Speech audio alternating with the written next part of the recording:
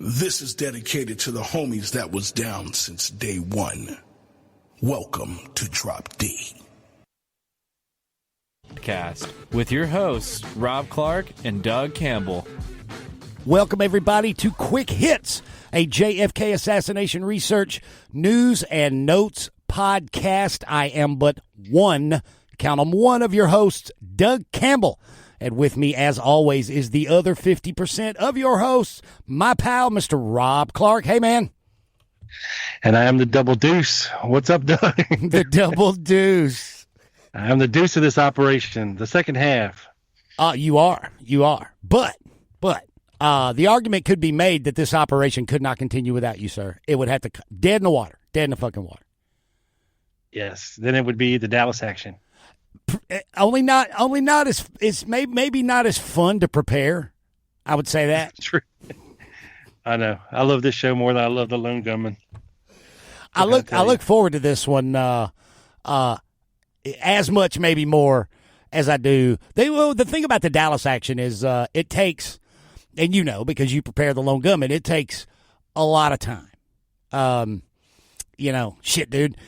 I probably have 20 hours and a minimum of 15 pages per episode of that one. Yes, and if you could get that transcripted for me, that'd be great. Okay, Billy. Okay. But what in the world? Okay.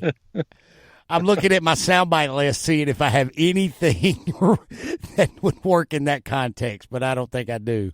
God damn it, Billy! Yeah, I need something like that for sure. Is that in a movie anywhere that we could crib for use on the show? I don't know. We should ask our listeners if they know of any good soundbite drops featuring the name Bill or Billy. That'd be great. Bill or speaking of William Kelly, and this gets into something I wanted to get in with everybody. It's almost conference season. He did announce that they're going to have a Kappa virtual conference this year. Of course, safety first.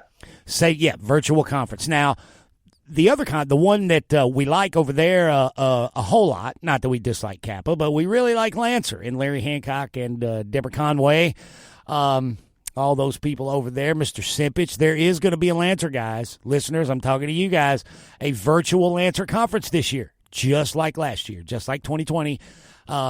Details to follow.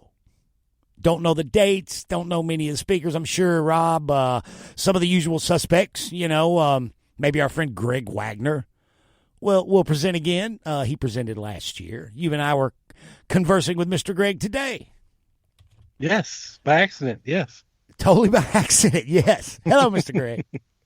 Hi, Greg. Hi, Greg. Well, anyway, details to follow, hopefully, on the next Dallas action and Quick Hits. We'll have more details about Lancer, what's going on, how you guys can participate, attend virtually, Rob. So we'll get that to everybody. And Kappa, too, we'll give them a shout-out, let everybody know when they're doing their thing. But right now, it is time for news and notes, Rob, by us. And I believe you, sir, are going to lead us off. I am. First of all, let me holler at Greg real quick. Greg, I can confirm, like a retarded gorilla, he is. Only Greg will know what I'm talking about. Okay. Well, then, just leave my confused ass in the dust there. But knowing you two, knowing you and Greg, I'm going to assume it's pretty damn funny, whatever it is. So well, I'm pretty sure you saw that thread back and forth, right? About. Oh, it was about you. Oh, now I know. Yeah. Oh, the thing the nodding GIF that you responded with, that particular thing. You can confirm that? Yeah. I said, yeah, I can confirm that. It's, you're like a retarded gorilla. Hey, Greg's an Ohio State fan, I think. He'll take that as a compliment. It's all cool. Yes, it's all good. We're just busting your balls, Greg. That's all. Tango Down 63. That's okay. Yeah, that's okay. Yes. TangoDown63.com. That is Greg's research website. Everybody needs to patronize that place, right, Rob? That's right. That's right. That should be on the shortcuts list, people. The short list. All right. The bookmark. All right, Doug. The first thing I got here is a memo to Jim Garrison from October of 1968. And it's from Bill Boxley, who I believe was he undercover CIA working in Garrison's office? Was that Boxley? I think so. Now, Boxley did, if I remember correctly, turn on Garrison later. He did. Yeah. Now, and this memo concerns one Mr. Larry Crafard, who was, of course, the despondent barman for Jack Ruby at the Carousel Club. And ironically enough, Doug, Larry Crafard is one of the most questioned persons, only second to Marina Oswald, in the Warren Commission report. I did not know that. I thought that Ruth Payne was way up there as well. Like she was in Larry that Crafard. list. There's over 200 pages of questions and interviews with Larry Crafard for the Warren Commission. Wow. Yeah. Now, of course, who wouldn't want to talk to Larry Crafard, right? But come to find out, Garrison's people couldn't find him, and neither could the HSCA. And it all comes down to a matter of spelling his name. I guess Crawford versus Crafard, like inadvertently maybe putting the W in there. I know. I think they were putting it. All right, it's spelled in the Warren Commission report, Crafard. Okay. And I believe unless he changed it afterwards, he purposely gave him a misspelling to the Warren Commission. I don't know. But when I forget the guy's name from Canada, I was a researcher from Canada who actually tracked down Larry Crafard in the late 80s, early 90s, and caught up to him. He found out that he was spelling his name Crafords, or not S, but Craford, like the car. Craford. Yeah, Ford instead of Fard. Yes, which means something totally different in the South. Yeah, so that one letter, the one letter difference led to, of course, Garrison's investigative team and the HSCA not being able to track down Mr. Crafard. Now, whether it was purposeful or not is a very interesting concept. But like I said, this is a memo from Bill Boxley to Jim Garrison concerning, they're talking about Crafard and like really wanting to talk to him more because of these reasons that Boxley points out. Number one is Larry Crafard's entire testimony is textbook quality for any intelligence services course in, quote, resistance to interrogation. It is a classic in the art of selective recall. Okay? Oh, wow. Sounds very interesting. Right. And you figure Boxley, being, quote, former CIA, would know these things. Okay? Number two, attached are a few examples of facets which fascinate me in his testimony, although all 200 pages of it are full of them. On the whole, Crafard seems extremely sharp at detecting and avoiding the nuances of Hubert's questions. His handling of the English language is nothing less than expert for a lad who barely compiled 3 years of high school and who was given a general under honorable condition discharge out of the Army from Germany after 13 months service in 1959, when H.O.W. Bockelman was leaving Germany for an intelligence assignment in the U.S., etc. Yeah. Now, Rob, you think we should, and you know a lot more about the dude than I do, really, because, hell, he's even on a Lone Gunman podcast T-shirt. But you think we should, I don't mean to interrupt you, buddy, but maybe we have some listeners that don't know how Larry Crafard is relevant to the conspiracy or relevant to the investigation. Real quick, maybe give them some bullet points. Sure. It's my belief that Larry Crafard is responsible for a lot of the Oswald double sightings in Dallas leading up to the assassination. A lot of these people say, I saw Jack Ruby and Oswald together. Well, even according to Ruth Payne, she said that Larry Crafard looks a lot like Lee Oswald, at a glance or a distance, or if you're just not really paying too much attention. They're about the same age. They have the same short, dark cut hair, parted to one side. I think Crafard was missing a few teeth, but he knew, people that normally are missing a few teeth know how to smile without really giving it away too much. Yeah. But of course there was parts of Crafard's personality that of course clashed with Oswald's personality. But in my opinion, the dude is shady. Yeah. And of course he ended up. Didn't he come right after the assassination? He flew into where he worked and just like threw up in a sink or something. Just tore up muddy shoes too. Isn't that the? No, you're thinking of shit. Another Oswald lookalike. Okay, I can't remember his name, but he worked at that car dealership. Chevrolet place, right? Yeah. Yeah, I'm getting confused. Sorry about that. Jack shit. Jack shit. There you go. Yeah. Jack No. Lawrence. Jack Lawrence. Yes. Lawrence. Yeah. Yes, that is it.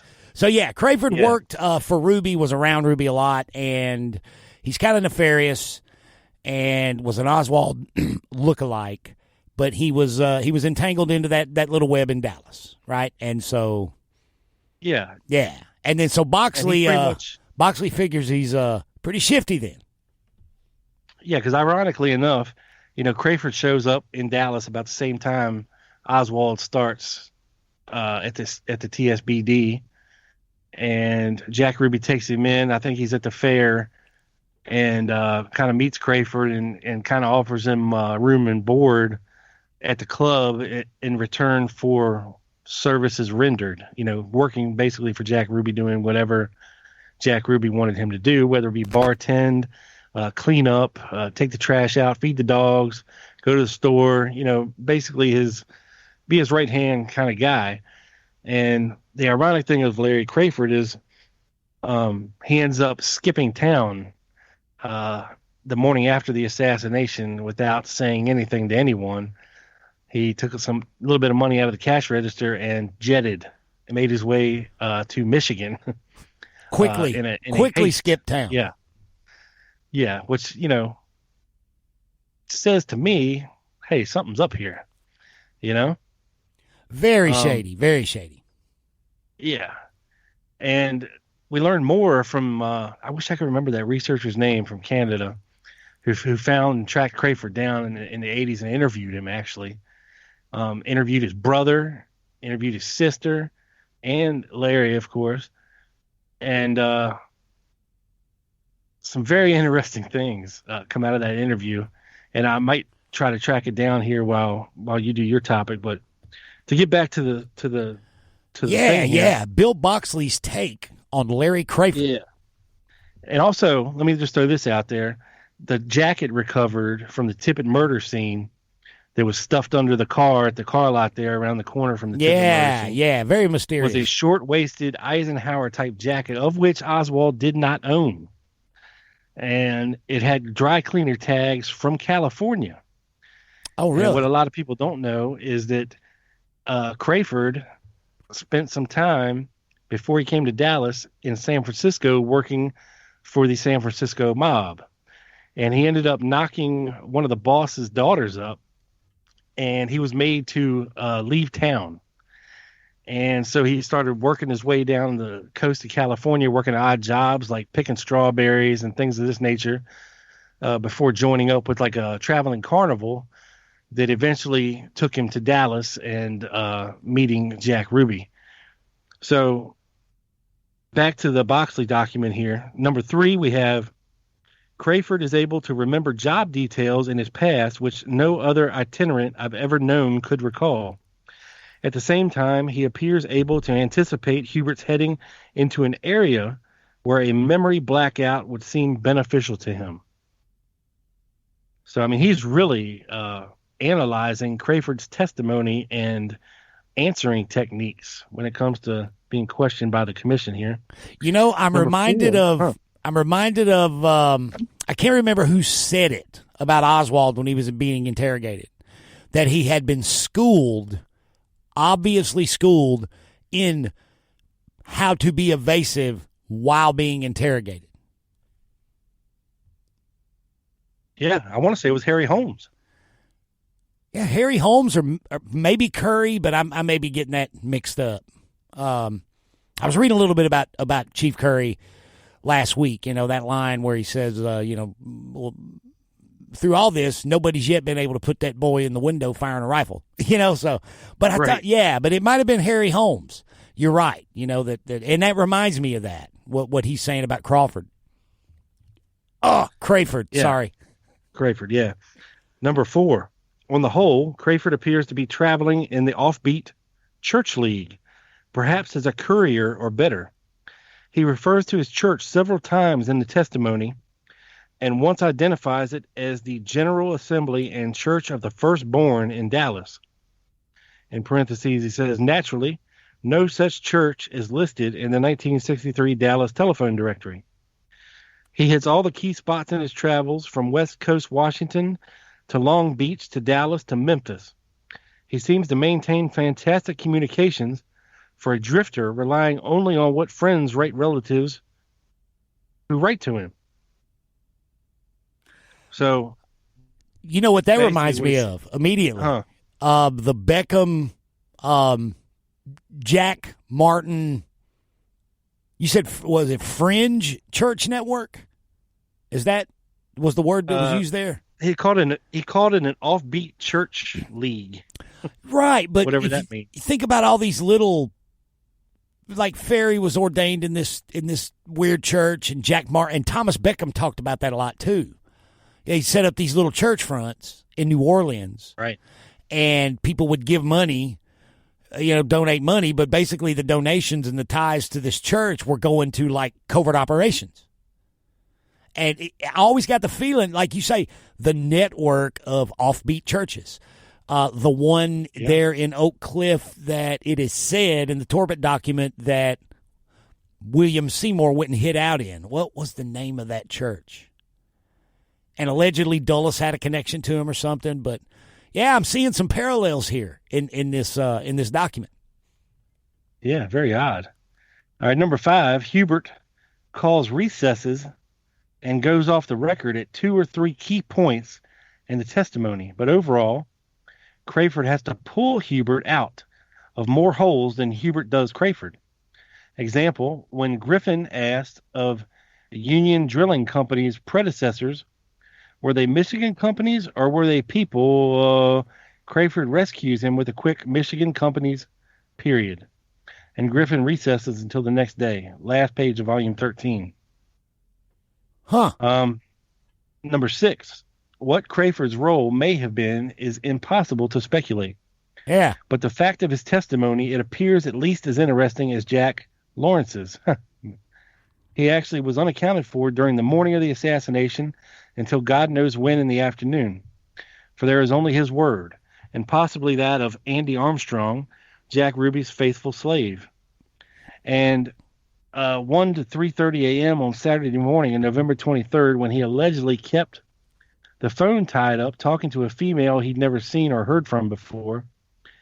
Could this have been cover to have accounted for the telephone having been busy that length of time, in case reporters or others may have tried to call Ruby and learned it was busy while Ruby was supposed to have been out of the club? We don't really know where Crafard was all day and night Friday, November 22nd. He got away before he could be quested by any Dallas police or newsman, and he did not surface until the FBI talked to him in Michigan on Thanksgiving Day, a couple of days after the assassination. I believe it was November 25th or 26th. Yeah, he hightailed it quick. Yeah. So I thought that was an interesting little document there. Yeah. Come across. And there was. I wish Garrison's people could have found Crafard, and I wish the HSCA in particular could have definitely found Crafard and cut some of these real investigators loose on him and see what they could dig up. I would think the HSCA probably tried.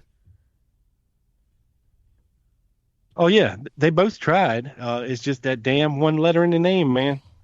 That's all it took for him to evade them, All he did was go back to his family's, I guess, houses in Oregon, and that's where he was until the late 80s and 90s.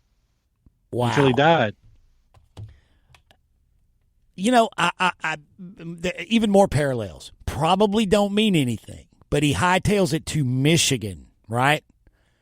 Now, this probably doesn't mean anything. I'm not. It's just. I'm just pointing it out.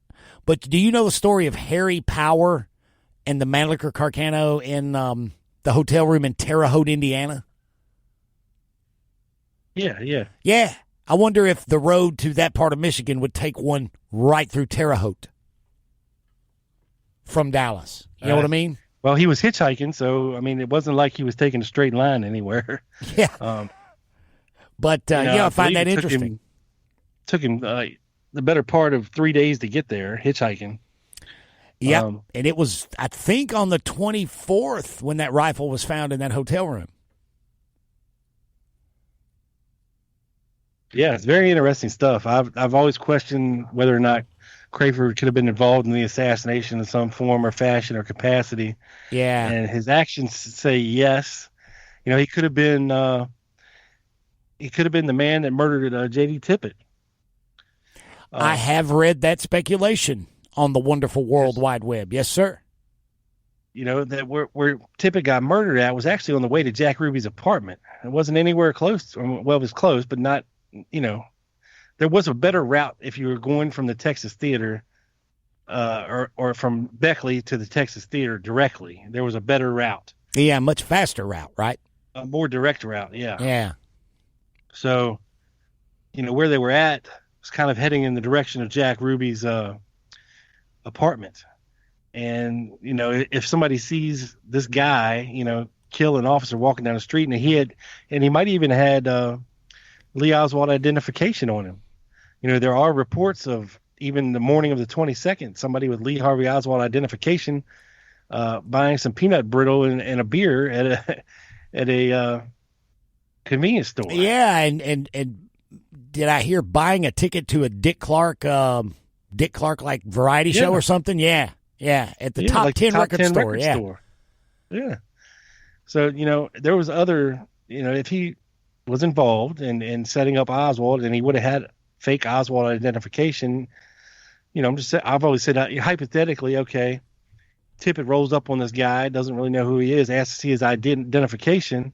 And Crafard freaks out and knows that if he shows this guy his wallet, or if he did show the guy his wallet and it, perked up Tippit's antennas and he got out of the car and started to pull his gun out and Crafard got the drop on him and ran away. And then he was like, all right, let me ditch this jacket down here. And he kept on running. And, there's always been reports of more than one, quote, Oswald being taken out of the Texas Theater, one out the back door and one out the front door. So even a few reports of two assailants, at least one that I can think of, of two assailants at the Tippit murder scene. Right. Yeah. I mean, that whole witness pool is jacked up. I mean, it seems like everybody saw something totally different there at the Tippit murder scene. But, I was always just speculating, okay,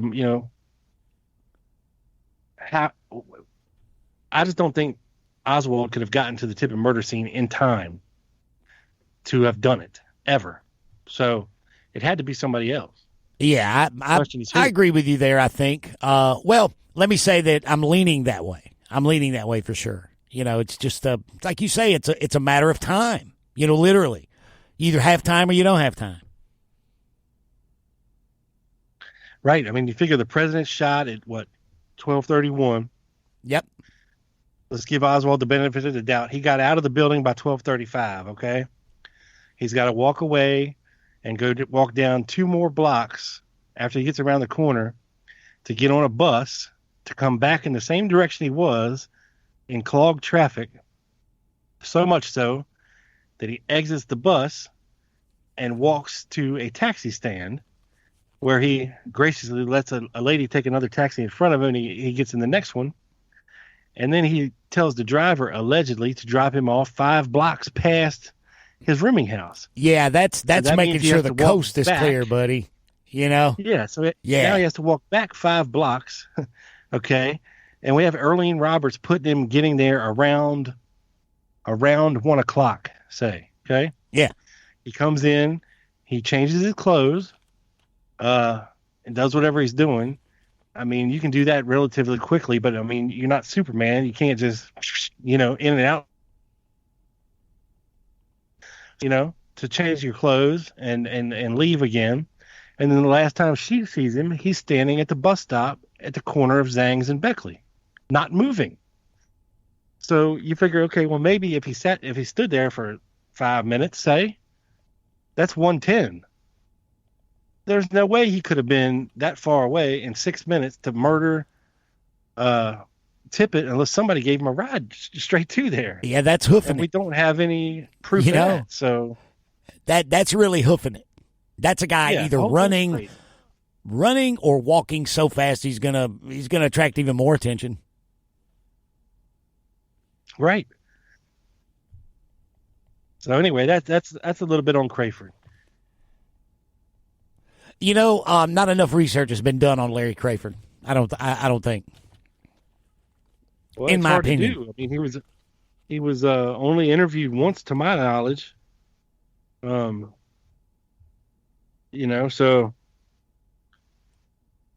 except for the Warren Commission, but yeah, only one researcher ever got a hold of him before he died. We need to gather up that interview from that Canadian researcher and go through that on one of these episodes of Quick Hits, homie.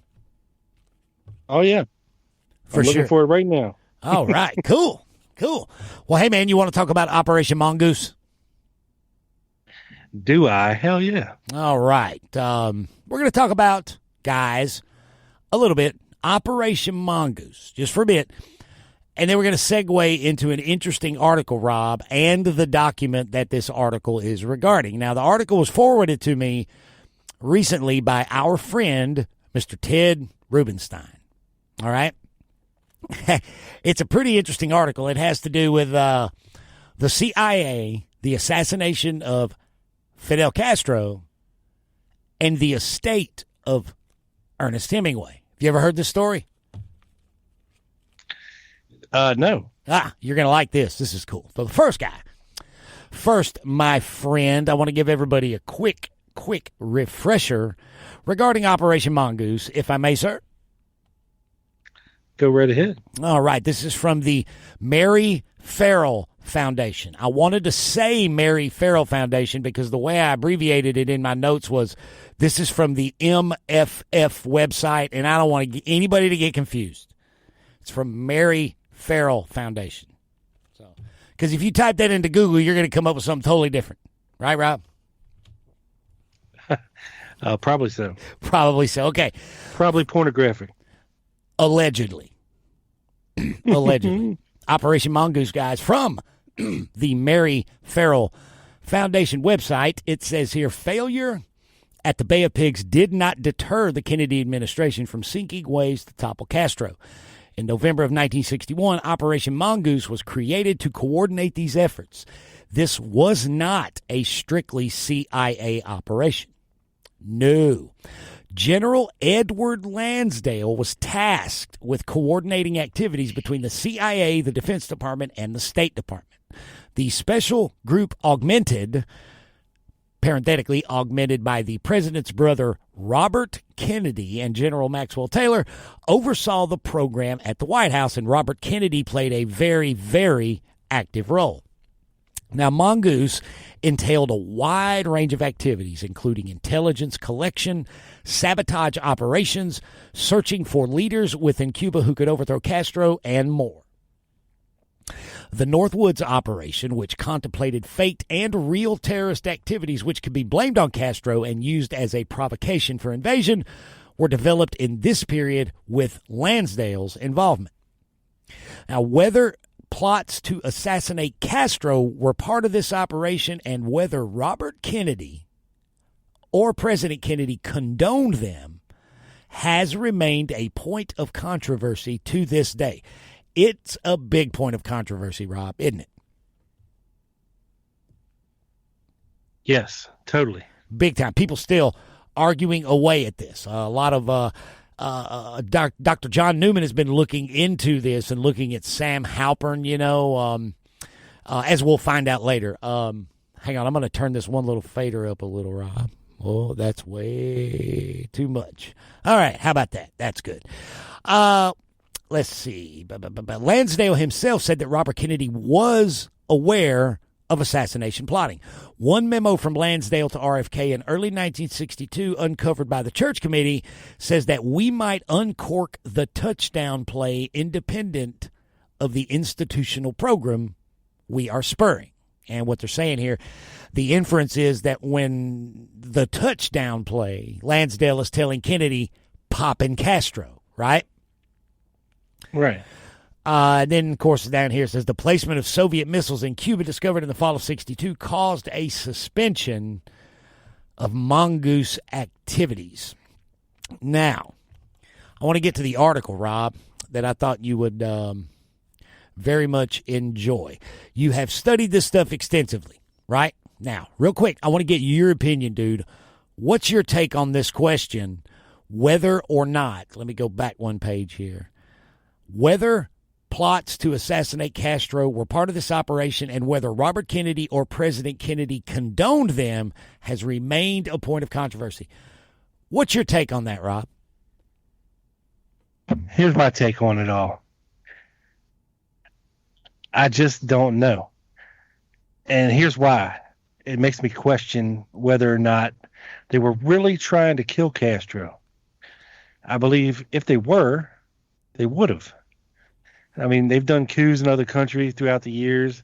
You're telling me they couldn't send a team of guys in there to take this dude out anytime they wanted to? It certainly seems like they would be able to. I think Castro was a double agent, if you ask me. Very interesting theory. I think he was playing both sides of the fence. He was playing the Russians and playing us because he knew, okay, you're 60 miles off our shore. We can squash you like a bug anytime we want to. Just remember that, sir. So you're going to do what we tell you to do. And you can still look like a hero and you can stay in power and do your thing, but just know nothing's ever going to come of it. You know, you do whatever you want to your little shitty nation down there, your little island. But just know, that we could squash you anytime. And I think they could have. And the fact that he lived to the ripe old age that he did, and his brother, is due to the fact that they were good soldiers. Yeah. It certainly seems like Castro. There you guys from the Lone Gunman podcast, man, your boy Rob Clark himself. There you go. All right.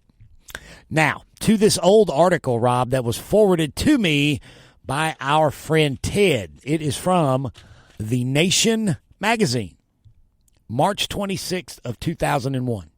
See? Really old. And it's by David Korn and Gus Russo. Rob, it is called The Old Man and the CIA, a Kennedy plot to kill Castro. I want to read a little bit for you, dude. Did John and Robert Kennedy plot murder? For decades, a clear answer to that dicey question has evaded historians, while Kennedy loyalists have fought hard to prevent such a stain from befouling the memory of the brothers. But a 39-year-old Pentagon memorandum found 3 years ago, which would have been 1998, so it would have been, 39, way older than that now, and heretofore unpublished, suggests that Jack and Bobby Kennedy discussed and apparently sanctioned the development of a possible assassination attempt against Fidel Castro during a 1962 meeting in the Oval Office.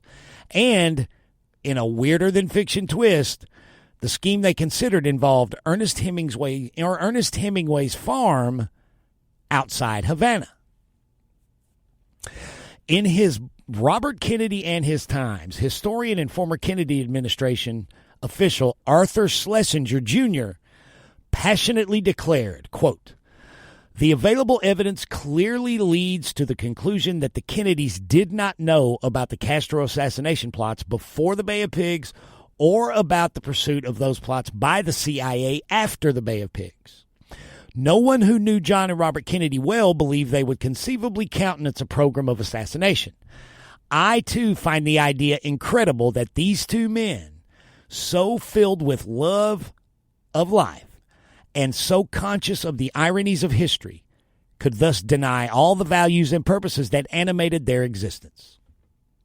In his recent biography of Robert Kennedy, Evan Thomas, the assistant managing editor of Newsweek, wrote, "RFK's own views on assassination in this period have remained difficult to ascertain. Kennedy's closest aides flatly deny that he ever ordered an assassination or discussed the possibility." This memo records a meeting of senior national security officials in the Oval Office on March 16th of 1962. It was written shortly after the afternoon gathering by Brigadier General Edward Lansdale, the guy that was not in Dealey Plaza, whom President Kennedy I put that in there. Whom President Kennedy had placed in charge of Operation Mongoose, a new interagency project cooked up in November of 61 with the ultimate goal of overthrowing Castro. Now, Rob, I actually have this Lansdale memo right here. It was written by, by Lansdale himself.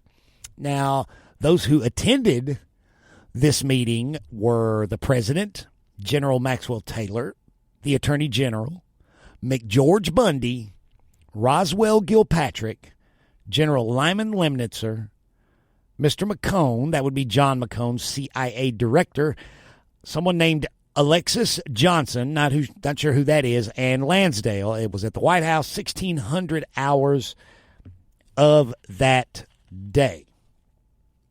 Now, the meeting begins. William Harvey and Richard Helms, they're actually sitting outside in the hallway. They didn't let them come in. And the meeting begins with Lansdale asking Director McCone, "Would you like to invite Harvey and Helms in?" And McCone says, "No, let them sit outside." Then the president arrives. General Taylor gives his report. General Lyman Lemnitzer tells Kennedy about different contingency plans for U.S. military intervention, which Kennedy shot down immediately. Listen to this. The president said bluntly, that we were not discussing the use of U.S. military force, that General Lemnitzer, that General Lemnitzer might find the U.S. so engaged in Berlin or elsewhere that he couldn't use the contemplated 4 divisions in Cuba. So we cannot say that we are able now to make a decision on the use of U.S. military forces. So even Lansdale says, the president says bluntly, no, take it off the table, ain't going to happen. All right. Then a discussion regarding the immigration of Cuban exiles. The president actually asked them if it would be better to shut the door on the exiles and force Cubans capable of action to stay in Cuba and fight from within. It was something he was actually considering. Lansdale disagreed and talked him out of it. Then, here we go, Rob, the part relevant to our discussion. Reading now from General Lansdale's memo. Let's see, here we go. The Attorney General, that would be Robert Kennedy, guys, then mentioned Mary Hemingway, Ernest Hemingway's widow, commenting on reports that Castro was drinking heavily in disgruntlement over the way things were going, and the opportunities offered by the quote-unquote shrine to Hemingway. I commented that this was a conversation Ed Murrow had actually had with Mary Hemingway, that we had similar reports from other sources, and that this was definitely worth assessing firmly and pursuing vigorously. If there were grounds for action, CIA had some invaluable assets which might well be committed for such an effort.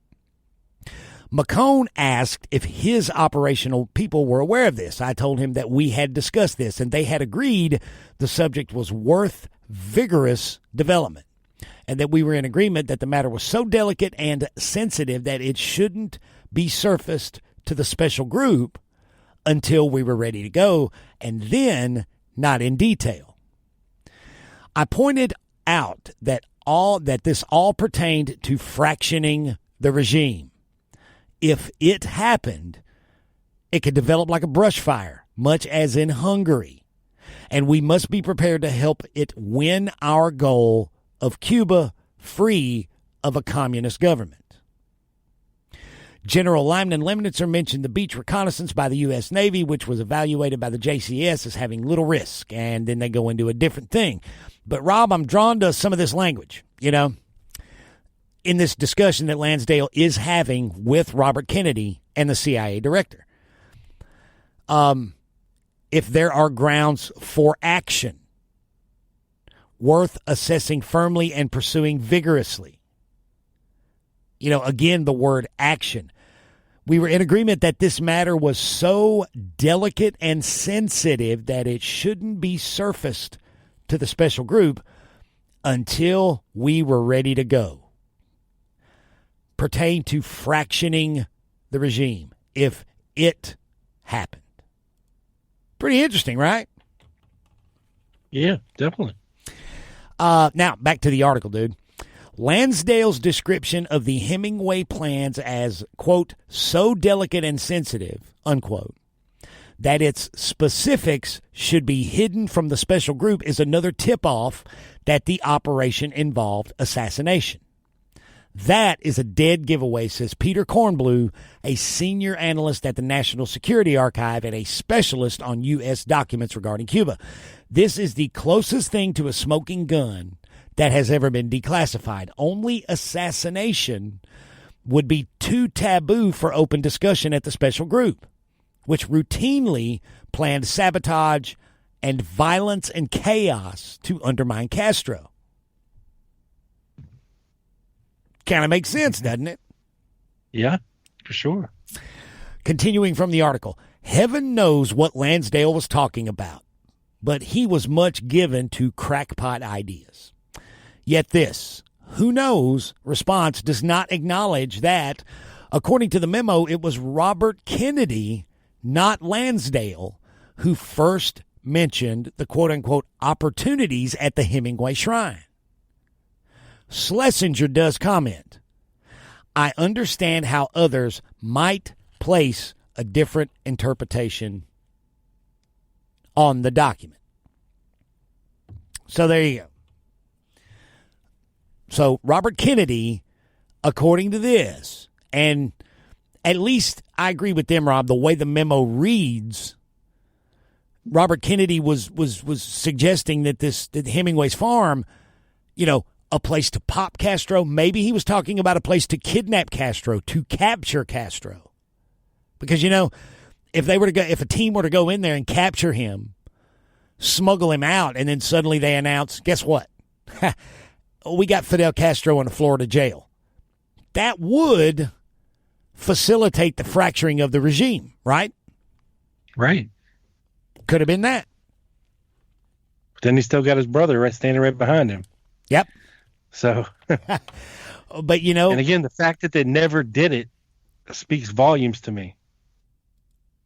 And the fact that we've had a military base in Guantanamo Bay, Cuba, all these years also speaks to the fact that I believe we were a little bit more cordial with the Castros than it may appear. Yeah. That arrangement does seem it's a bit strange. Yeah, just a little bit. Just a little bit. But Rob, you really can't have this discussion on what the Kennedys knew regarding post Bay of Pigs plans to assassinate Castro without talking about a man named Rolando Kubela. Rolando Kubela, of course, he was the famous Am Lash. I lost you for a second. A man named who? Rolando Kubela. Am Lash. Ah, yes. Yeah. Major Kubela approached the CIA in Brazil and offered to kill Castro in September of 1963, but this was the key, only if he were allowed to meet with Robert Kennedy. And now, because of his close relationship with John and Robert Kennedy, the CIA's Desmond Fitzgerald actually met with Kubela as a representative of Robert Kennedy. Then in late October, Fitzgerald met with Kubela again, and he said he met with Kubela and told him that he had been sent there by Robert Kennedy. And see, that's the big item of debate. Was he lying, or did Kennedy really know he was meeting with Kubela, And Kubela, right. Yeah, and Kubela wanted two things. He wanted a rifle or a gun, preferably a high-powered rifle, and he wanted proof. If he couldn't meet with Robert Kennedy, he wanted proof that RFK knew about and supported Kubela's assassination mission. Now, Fitzgerald presented Kubela with a plan. He said, I'll tell you what, here's how you'll know whether or not Robert Kennedy and the president are behind you, know about it, and support your mission. He told Kubela to listen to JFK's upcoming speeches, and that Fitzgerald would have a phrase inserted in an upcoming speech, one of President Kennedy's speeches. And this phrase, this previously agreed upon phrase with Fitzgerald and Kubela, that would be the signal to Kubela that the Kennedy brothers knew and were behind him, like I said. Now, on November 18th, 1963, Rob, JFK gave a speech in Miami, Florida to the Inter-American Press Association, all right? I want to play a little soundbite, about 30 seconds or so. A short soundbite from Kennedy's speech. Cool? Absolutely. Let's hear it. All right, let's listen. The genuine Cuban Revolution, because it was against the tyranny and corruption of the past, had the support of many whose aims and concepts were democratic. But that hope for freedom and progress was destroyed. The goals proclaimed in the Sierra Maestra were betrayed in Havana.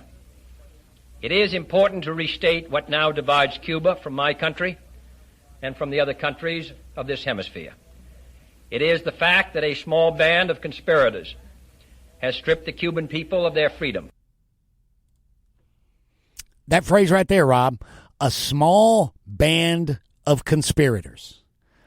That phrase was allegedly Kubela's signal that, at the very least, RFK and probably JFK were indeed aware of him and were backing his mission.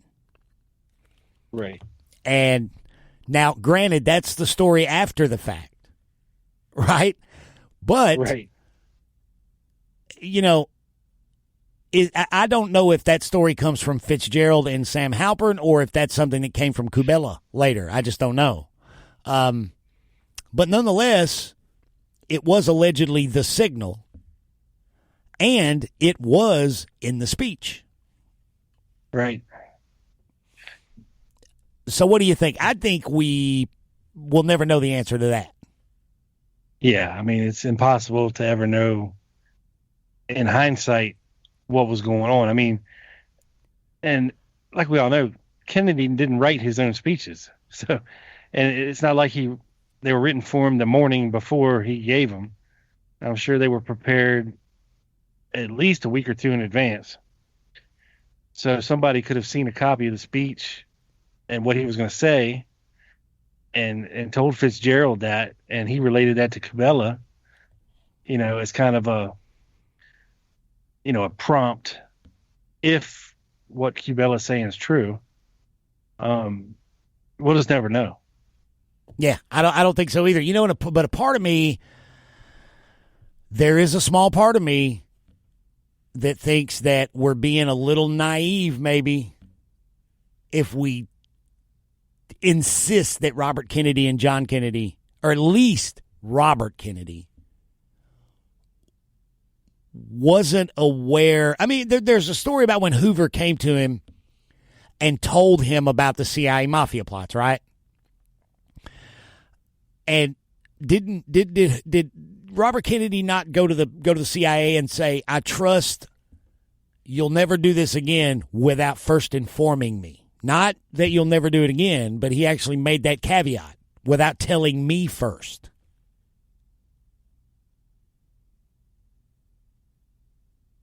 It's quite possible. I mean, but we all know JFK's stance on the CIA as well. He did not trust them at all and wanted to do away with them. Yeah. And was trying to implement the DIA to take their place. And of course that was cut short with his death. But yeah, it's hard to say, man. It's like very hard to say. I always believed if they wanted Castro dead, he would have been dead. And that's the bottom line. And it never happened. So, yes. I don't know. Dude, I hear you. You know what I did, man? I actually sent a question out to 3 researchers that you and I respect a lot, friends of ours. All right, before we did this, and I collected some answers. Would you like to hear them? Sure. All right, dude. And let me just add this real quick. First, yeah, man.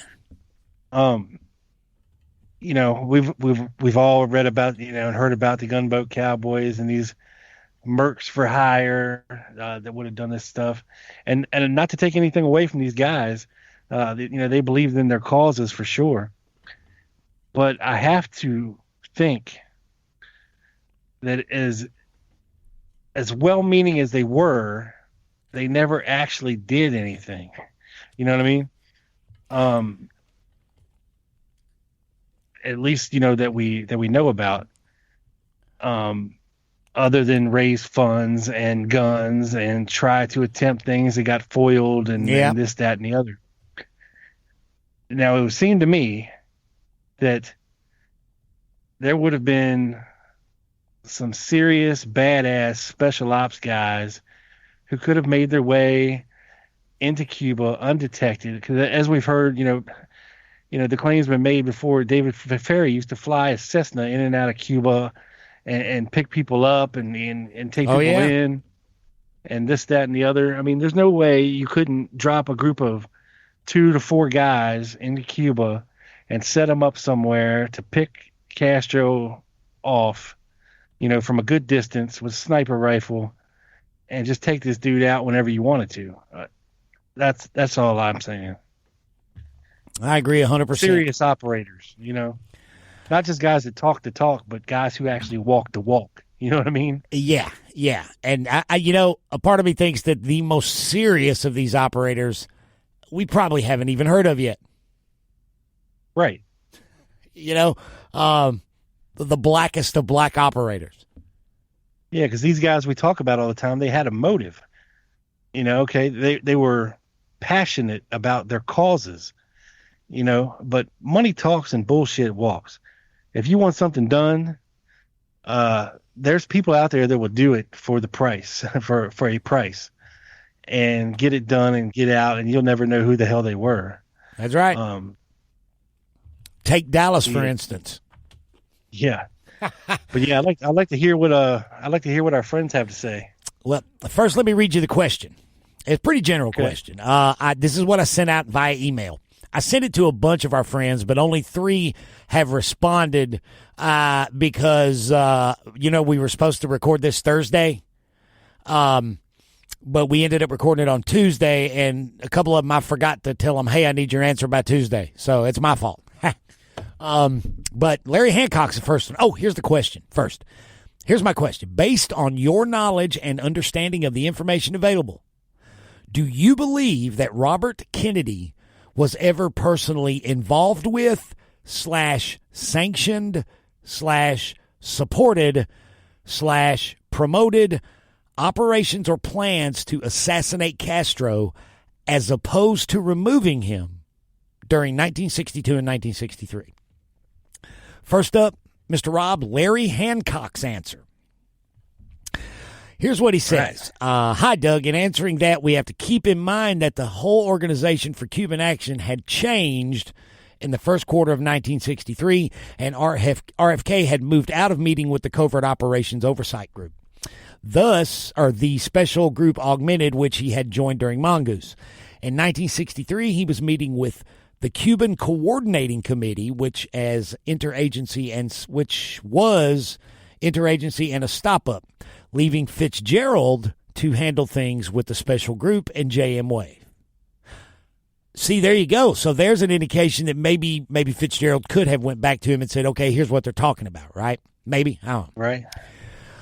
He also says, on top of that, there are no signs that either JFK or RFK had been briefed by Helms on his assigning Harvey to put together an executive action program a year earlier. So the only operational assassination program under Harvey and Rosselli had been canceled. No need to tell RFK that, since it would have raised the question of why he had not been told in the first place. Now, what had been started were Amtrunk, Amworld, and Amwhip, all of which were about regime change through a coup. While it is true that within each program the Cubans involved were proposing assassination, but that was all at the program level in memos RFK would never have seen. And in classic form, the CIA officers involved never commented yes or no, and certainly started no new assassination programs. So, long-winded answer, Larry says, no. RFK had not been told about the Helms program, about ZR Rifle, and he was not specifically told about any new efforts because that was all way down within operational memos. So I would concur with Mr. Larry. Yeah, that's what Mr. Larry says. Now, our friend Michael Swanson, here is his response. I'm not really sure. I know it's not a great answer for you, but other than the Rolando Kubela plot with rifles and then a poison pen, where he met with Desmond Fitzgerald the day of the assassination, I don't know of any other Castro assassination plots during that period that have been linked to RFK. And his direct connection to that is now being questioned by John Newman's work on its main source, Samuel Halpern. I think most of these plots were unrealistic, so he probably only had a very indirect relationship to any of them, despite being deep in Operation Mongoose up through its end. Really, this is something I need to research more myself. That's refreshing too, man. When you get somebody as smart as Mike going, you know what, I need to look into that more because I don't know enough about it, rather than just giving an answer. You know, thank you, Michael. That's why we love you, buddy. Right. Yep. That's wallstreetwindow.com, folks. Yes, check it out. Yes. Wall Street Window, our partners and our friends and our supporters. Check it out, guys. Oh, and Mike's book, his new book, Why the Vietnam War, Nuclear Bombs and Nation Building in Southeast Asia, 1945 to 1973, I think is the title. You guys check that out. It's a fantastic book. Now, Rob, Ted Rubenstein, I asked him to weigh in on this since he sent me the article. Ted, how much time we got left? It's only 4 words. Oh, okay, good. Okay. I love you, Ted. We love you, Ted. Here's Ted's answer. I hate voting yes. Ted Rubenstein, everybody. Beautiful, beautiful. I hate voting yes, you know. So Ted thinks that RFK was knowledgeable of that. I guess at this point, I think we would be naive to not leave open the possibility that he did.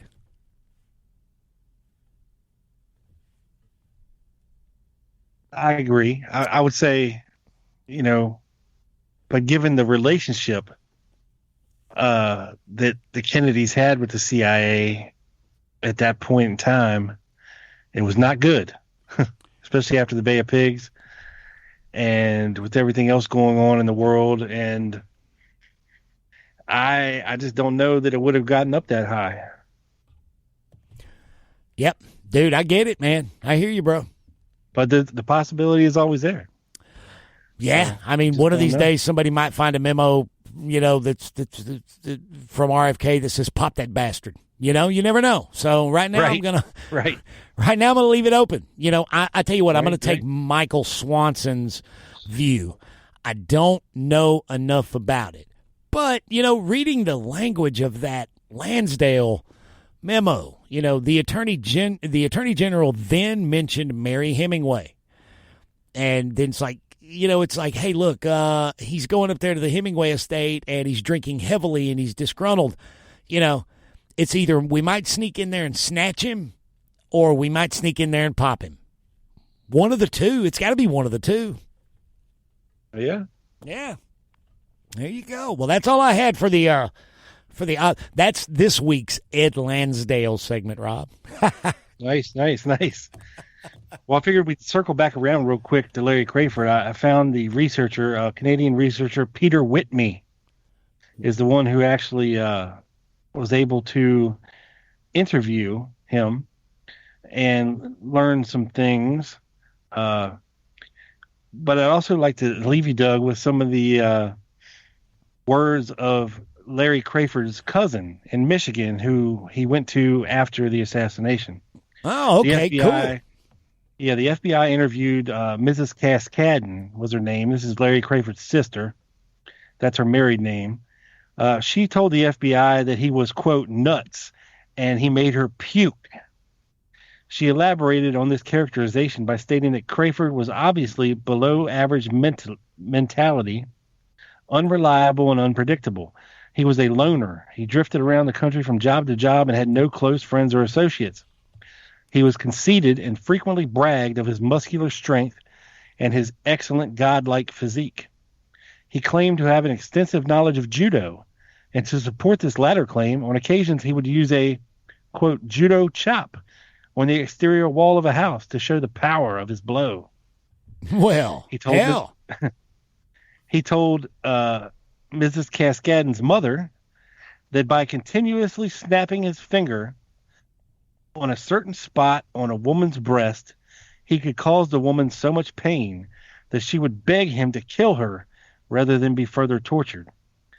Mrs. Cascadden further stated that Crafard was oversexed and she never liked to be alone with him. Wait, this is his sister? Yeah. He always wanted to put his hands on her body, smell her hair like Joe Biden, and try to kiss her, despite the fact that she and Crafard were first cousins. I'm sorry, not sister. Sorry. That was creepy as hell. Yeah, it was. At times, Crafard said he got the spirit so bad that he had to pick up the Bible and read from it. On such occasions, he would read in a mumbling fashion, and what he read could not be completely understood by the person listening to him. This conduct on his part was not ostensibly in jest, but suggested religious fanaticism, according to Mrs. Cascadden. Oh, wow. Or that he was speaking in tongues. Okay? Yeah, we got some of those churches down here in Tennessee. Right. And they are truly creepy as hell. Yeah. Now, Larry Crafard's discharge from the Army was on medical grounds and was in fact a Section 8 discharge, which was commonly used in sexual perversion cases in the 50s. Sexual perversion in the Army in the 50s would most often be the term used for homosexual conduct, and in the absence of females, and given Larry's mania, he almost certainly would have been involved in homosexual relationships, or what we call today as being gay for the stay, or at least would have attempted to instigate them. And Section 8 comes under Army regulations and utilizes numerous separation codes. Crafard's Section 8 code was 264, which was unsuitability, character, and behavioral disorders. Okay. Yeah, he sounded he sounds like a whack job. Yeah. But again, couple that with the fact from an intelligence analyst point of view, of what we talked about earlier, that he knew how to hold his own in a interrogation or interview. Yeah, that steer things the way that he wanted them to go, and kind of gives you this weird vibe that he was very intelligent and very precise in what he wanted people to know and not know about him. You know what I mean? I was just thinking that when you first started reading from those notes, those interview notes, that his sister's saying he had a diminished mental capacity. Cousin saying he's got a diminished mental capacity. He's like not very smart. Boxley described a very intelligent, very, very, very sharp, very evasive guy. Yeah. Different. There's a difference there. Yeah. And also, let me add to Crafard's resume here. Like I said, he was stationed in Germany, and we all know who was the commanding general in Germany, West Germany. In fact, in the late 50s, that would be General Edwin Walker. I'll be damned. What he told the interviewer, Peter Whitney, it says, despite having messed up, as he put it to me, he claimed to have been selected for several covert operations in Germany as a demolition expert, which took him over the Berlin Wall, as well as into Southeast Asia, presumably either Laos or Vietnam. He even showed me a scar on his leg, which he treated as a badge of honor related to one of those operations. Crafard was vague about whom he was working for, but emphasized to me that there would be no written records related to his covert operations. Although I didn't think to ask him, Curtis bragged about his intelligence experience while working for Ruby.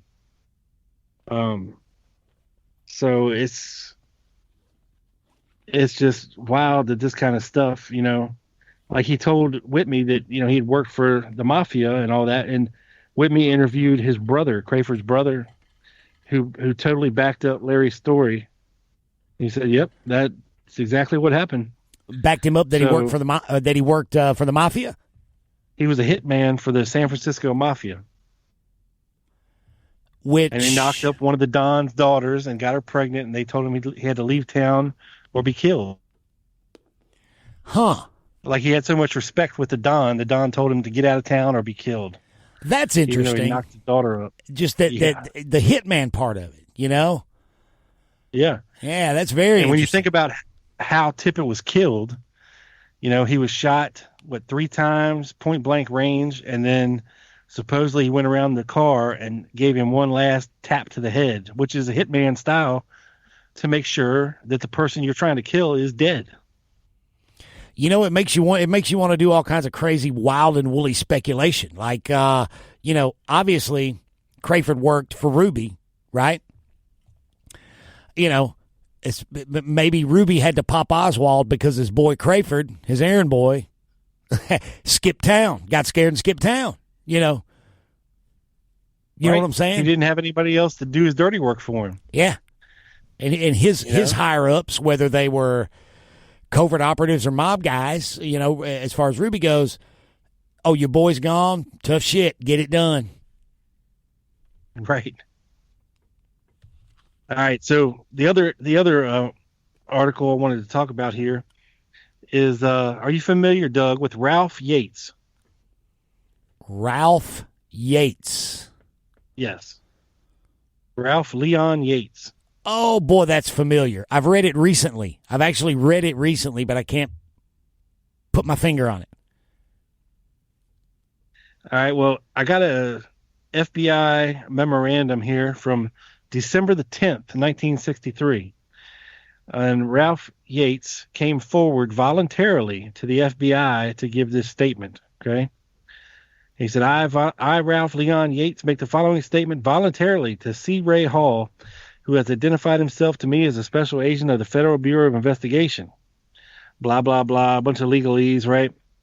Yeah. He goes into some of his background, where he works, where he lives. He was a refrigeration serviceman for the Texas Butcher Supply Company on Commerce Street in Dallas. He lived on Brook Green Street in Dallas. and he was born in Dallas on January the 23rd, 1936. So he's a relatively young man, okay? He was probably 25 years old. Yeah, I was going to 26. say, if he's born in 36, he's 27 at this point. Is that right? Yeah. So the statement he gives the FBI is this. On a date that I now believe to be Wednesday, November 20th, 1963, I had been to Charlie Jordan's Meat Market in Oak Cliff, and I was driving on the R.L. Thornton Expressway on my way to the Parkett Market on Shady Grove Road in Irving, Texas. I noticed a man hitchhiking near the Beckley Street entrance to the expressway. I stopped and picked up this man. When this man walked up to get in the pickup truck, he was carrying a package wrapped in brown wrapping paper, about 4 feet to 4.5 feet long. I told this man he could put the package in the back of the truck, but the man said that the package had curtain rods in it and he would just carry it with him. Later, as I drove along, this man asked me if I knew where the Carousel Club was or had ever been there. I told him that I had not been there and did not know where the Carousel Club was located. The man then asked me if I knew a Jack Rubenstein, and I said, who? The man then said that Jack Rubenstein was more commonly known as Jack Ruby, and Ruby ran the Carousel Club. I then asked the man if Ruby ran Jack's branch office lounge on Industrial, and the man said that he didn't. I told the man that I had serviced refrigerators in a number of clubs in the past and had possibly been to the Carousel Club but did not remember it. I mentioned to this man that there was going to be a lot of excitement in Dallas soon, and this man asked me what I meant. I told him that the president was coming to Dallas, but I personally felt that the president should not come to Dallas because of the reception to which Adlai Stevenson had gotten not too long ago. This man then asked me if I thought a person could assassinate the president. I told him that I guess such a thing could be possible. The man then asked me if it could be done from the top of a building or out of a window high up. And I told him I guess this would be possible if a man had a good rifle with a scope on it and was a good shot. This man then pulled a picture out of his pocket and showed it to me. This was a photograph of the man who was in the car with me, and it showed him holding a rifle in his right hand with the butt of the rifle resting on the ground. The photo showed the rifle to have a strap on it, but did not have a scope on the rifle. This photo also showed that the man had a pistol or some kind in a holster on his. After I looked at the picture, the man asked me if I thought the president could be killed with a gun like that one, and I told the man that I guess so. This man then asked me if I knew the president's route for the parade in Dallas, and I told him I did not know the route, but it had been in the paper. Without a scope. Yeah, I've never seen a picture of a backyard photo with the butt of the rifle resting on the ground. Yeah, me either. Me either. I always had a scope, though. Well, allegedly. Yeah, allegedly, right. And some of those, unretouched photos, you can't really see. It's in the shadows too much. So maybe it did. He just didn't see it. I don't know. The man then said I misunderstood him, and he had asked me if I thought the president would change his route. I told him that I doubted if he would change the route unless they might for safety reasons. We were almost to downtown Dallas by this time, and I told the man I was going to Irving and asked him where he was going. The man said he was going to Houston Street, so I told him I would turn off the expressway and let him off on Houston Street. I turned off at the Commerce Street exit, and then I got to Houston Street, turned left off Commerce, and I asked the man where he wanted off, and he said anywhere along Houston is fine. And I let him off at the corner of Elm and Houston Streets. When I stopped there for a red light, the man got out of my truck and took the package with him. I turned left and went on to Irving, and I did not see which way the man went from where I let him out, except he walked across Elm Street going north on Houston. As the man got out of my truck, he said something about the triple underpass, but I didn't understand what he said. After I got back from Irving the same day, I told Dempsey Jones, a man that I work with, about the conversation that I had with this man. After President Kennedy was assassinated, I saw pictures of Lee Harvey Oswald in the paper and on television, and I remember seeing a full-page photograph on the front page of one of the Dallas newspapers that showed Lee Harvey Oswald just an instant before he was shot by Jack Ruby. He says, I have been shown a photograph of Lee Harvey Oswald, and this photograph has a label, Dallas Police 540181123. I guess it's mugshot. This is a photograph of the man that I picked up and gave a ride to and had the conversation with, as set forth above in this statement. Now, people could say, well, this is horse shit, right? Yeah. But he gave them a name. He said, I told Dempsey Jones, a man that I work with, about the conversation I had with this man after I got back from Irving that same day, which would have been November 20th, 1963. Right. So he's telling them, you can go corroborate my story by talking to Dempsey Jones. Right. So Yates was asked if he'd ever been in a hospital, and he said that while he was in the U.S. Air Force, he was treated by the doctors for a nervous condition. But after he got out of the service, he learned that he had a bad back and thought this possibly caused his nervous condition. He said he had not been treated for any mental disorders. The following description was obtained. It gives him age 27, like we said, 5'8", 160 pounds, hair brown, eyes brown, ruddy complexion, 2-inch scar running from left corner of mouth upward on left cheek. Military service, U.S. Air Force from 54 to 57. And a wife named Dorothy Yates, and children, Jacqueline Marie Yates, age 6, and Lori Jo Yates, age 5. So this guy is married with 2 kids, okay? He's a veteran, and he voluntarily gave this information to the police. Now, the interesting thing about Ralph Yates is that he was a couple of weeks after he gave this statement, he was put against his will into a mental hospital. No shit. Yeah, where he received treatments for an unknown medical condition. Probably shock treatment. Yeah, to the point where his wife came forth and said that, he was being tortured to change his story and say that he lied about it.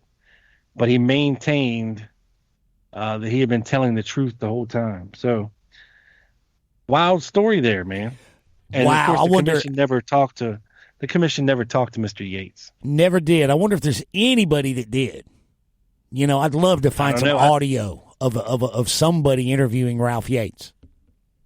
Yeah, I think Garrison tried to talk to him, but I think he was still in a mental institution at the time. So that tells you how long he was locked up in there. What a crazy story. It seems like it could be another case of an imposter, who volunteers that, hey, I got curtain rods in this thing. You know what I'm saying? Yeah, well, at least this guy's story said the damn bag was 4 to 4.5 feet long, which makes a little bit more sense than a 28-inch or 2-foot bag that we get from Frazier. At least this bag is big enough for a rifle. Right. Speaking of bags, we need to on this. Speaking of bags, listen to that. We need to the story of the paper parcel that was found mailed to Oswald.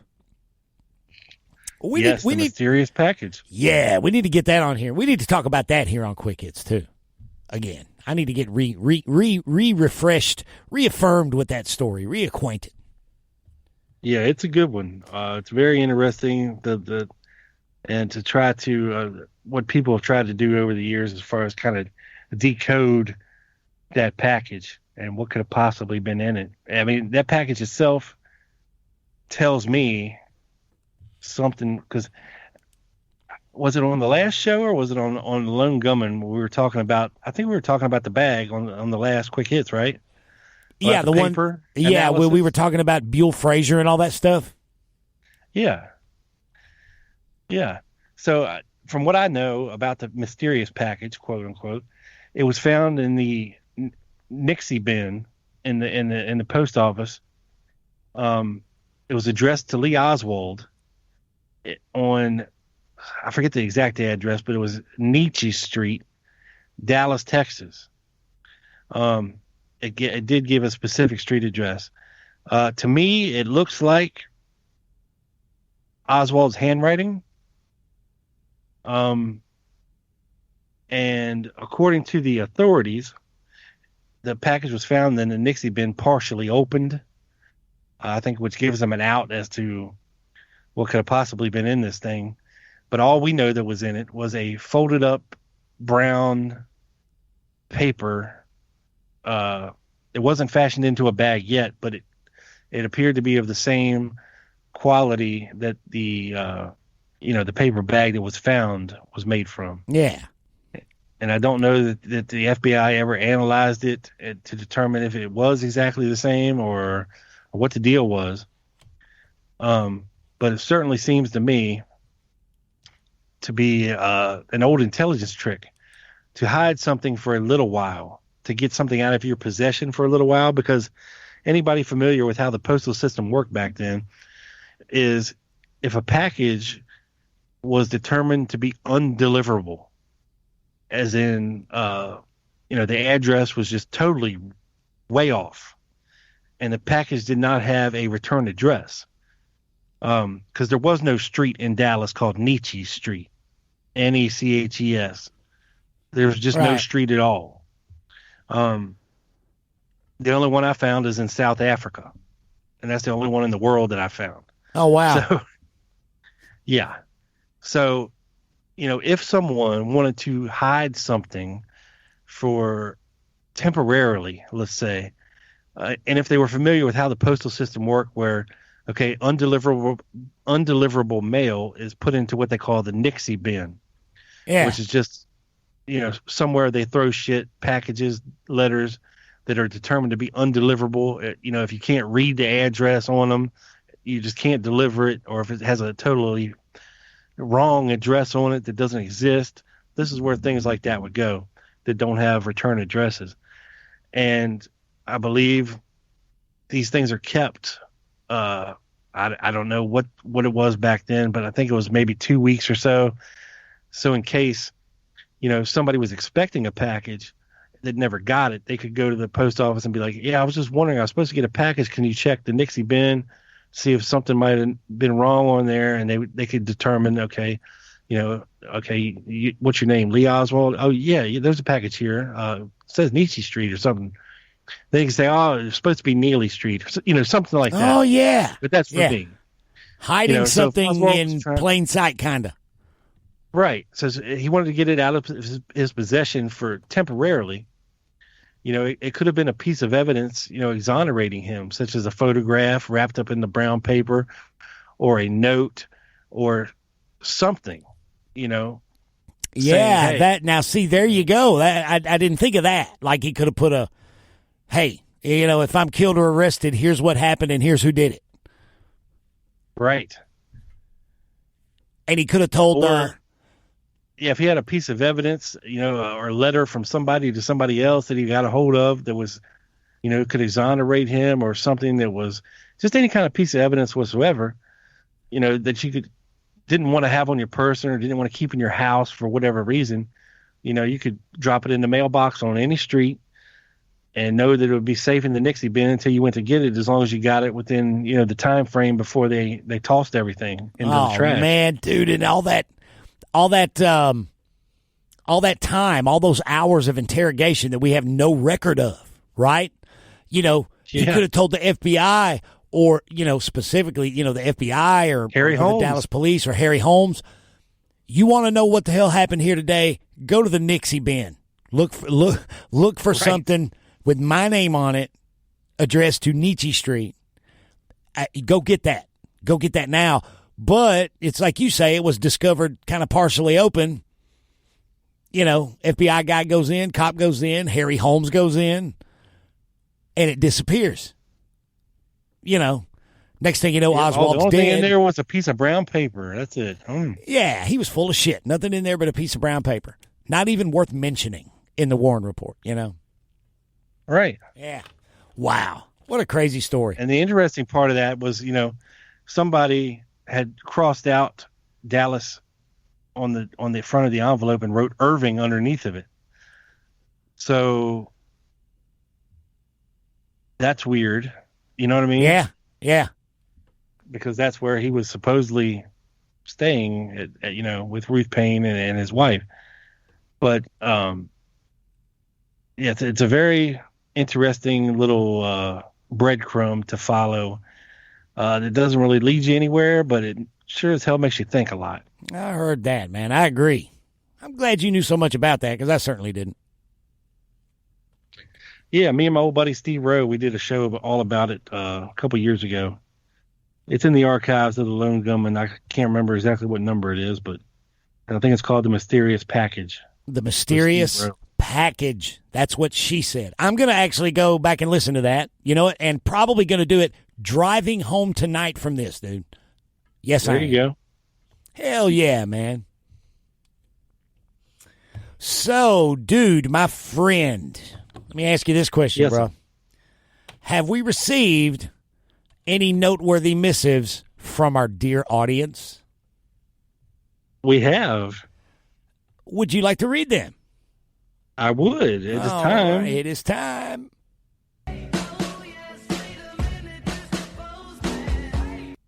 Emails on Quick Hits. All right. Our first one comes from Jason Seeleman, who gave us our great email from the last show about the John Martin statistics. The statistics, yes. It has pretty illuminating figures there. Yes. He says, wow, guys, that was a great end to my Monday yesterday. Stellar podcast, as usual. Ooh. And please tell Doug, thank you for the honor to the honor roll. I'd better get on top of more good stuff like that. Damn right you should. Sir. That's what she said. He says, would you mind sending Miss Caroline my email? I didn't know she was Canadian and that she's working on a documentary. I would greatly appreciate the connection. Talk soon. Back to work. Peace and love, Jason. Dude, right back at you, Jason. Easy, buddy. Easy, but down, boy. We love you, but we're not going to give Miss Caroline your email. We are not Chuck Woolery. No. She is a taken woman, sir. We don't want her to be bothered. But, yes, she's quite taken with Rob. No, not with me. I didn't say by you, I said with you. That means she's very fond of you. Oh, yes. He's like, damn right. But Jason, feel free, buddy, to reach out. And jokingly, I did send her this message. So if she gets in touch with you, she does. If not, she doesn't. But thank you. Keep up the good work and keep on cranking on them statistics, buddy. We love hearing them. Oh, wait, we just got a response from Miss Caroline regarding the email that Jason would like to hook up with her. You want to hear it? Sure. That was creepy as hell. Sorry, Caroline. This next email comes from... We're just busting your balls, Jason. That's all. I know. If we didn't like it, we wouldn't even read your email, buddy. That's right. That's right. Next up, from Mike Oxlong. Did you get that, Doug? I had a little chord problem there. Can you say that again? I'm sorry. Oh. Yes. We have an email from Mike Oxlong. Is it really? Mike Oxlong. Okay. It's CIA? Question. He says, hi, gents. I'm kind of new to the JFK assassination story, and I'm trying to get my head around the lone nutter versus conspiracy ideas. I've listened to a few podcasts, and yours is by far the best. Well, thank you, Mike. We appreciate it. Thank you for that, buddy. I like the way you bring some comedy to it and make the show entertaining as well as informative. Damn straight. Can you give me your 2 cents on this idea that I hear almost weekly on some other podcast that Kennedy's assassination was organized by the CIA? The theory seems to go that Allen Dulles and the likes of Dick Bissell, Dick Helms, and likely other dicks at the CIA were responsible. But Dulles had been fired by that time, hadn't he? And with my, albeit limited knowledge, I haven't heard of a shred of hard evidence that actually says any of these high-ups were involved. It all seems like speculation. Okay, they were probably all bad men, but maybe you have to be to do that job. I can well believe some members of the CIA were involved, but carrying on like these top guys planned it seems like wishful thinking to me. What do you think? Cheers. Mike. Would you like to go first, sir? No, go ahead, Doug.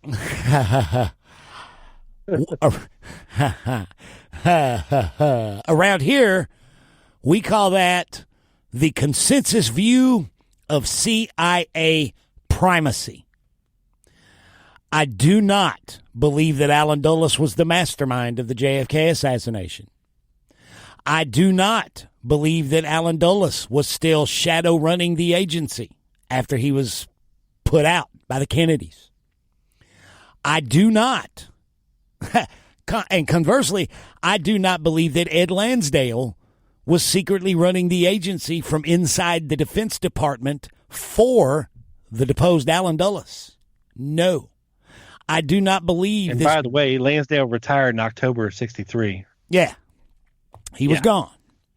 So to answer your question, buddy, no, I do not believe that gigantic, vast thing, that all-inclusive, monolithic, the CIA from the top down were responsible. No, I think it belays critical thought. I think it's a willingness to believe conspiracy buff fluff. A lot of that comes from Fletcher Prouty, I think. And, you can take a while and you can pick his thing apart. So, no, I don't believe it. My idea, what I'm seeing is smaller. Now, I'll say this. The plot that my gut is feeling and seeing as I study all this, it is, you have to have covert operatives. You have to have one or two. You have to have some people from the CIA. You have to. But they're not the upper or even middle management guys. No. Operators on the ground. And it's not that many of them. They have to know specific things about specific operations in order to piggyback those operations, in order to walk in their footsteps, work in their shadows. And then you use a guy like Oswald, the patsy, who was in some way, shape, form, or fashion CIA, whether or not they were just using his identity. That gets pretty murky. But long story short, no, the Dulles as mastermind thing. You know what? It's certainly sold a hell of a lot of books. I'll say that. Yeah, for sure. And that's where I'll leave that. Yeah, I agree with Doug wholeheartedly. Like I said, there's several eyebrow-raising things you can point to, such as, Dulles being on the Warren Commission. I think that was done out of a, I won't say desperate need to bring some part of the intelligence community oversight who wasn't actually connected to the agency anymore, but who had knowledge of quite a bit of things that he could deflect from further investigation, let's say, when it came to the Warren Commission investigation into Oswald, and steer things down a different path. The CIA was up to a lot of stuff that they did not want the public to know about, and it wasn't necessarily just about the Kennedy assassination. Because there's a lot of things when you look at what Oswald was doing that could be detrimental to the secrecy of the CIA. When you look into the Russian defection, when you look into what was going on in New Orleans with all these anti-Castro Cubans and Oswald with his fair play for Cuba stuff, and the whole fact that they were running these or trying to allegedly run these assassination programs on Castro, and just the whole state that the world was in back then at the time, and they did not want their methods and sources revealed to the world. And I think Dulles was put there as a kind of cock blocker to any. I would have said gatekeeper, but that'll work too. Yeah. To any real investigation into the CIA or any ties to the CIA or anything like that. I think he was there for that reason and that reason only.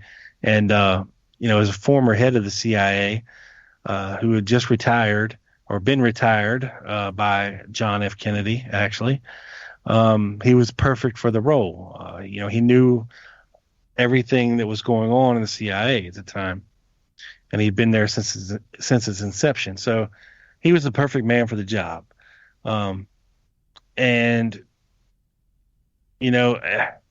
the time Kennedy had been assassinated, and he had been let go, he was an older man. I don't think he lived past the 60s. And certainly he had lived a very wild life by then. He had been around since the inception. He was with the OSS before that. He had seen and done a lot of things that we'll probably never know about. But like I said, I don't think it was anything like Doug calls the CIA primacy theory, where, it came from the top down. I think I agree with Doug. I think if it was anything related, it was operatives on the ground.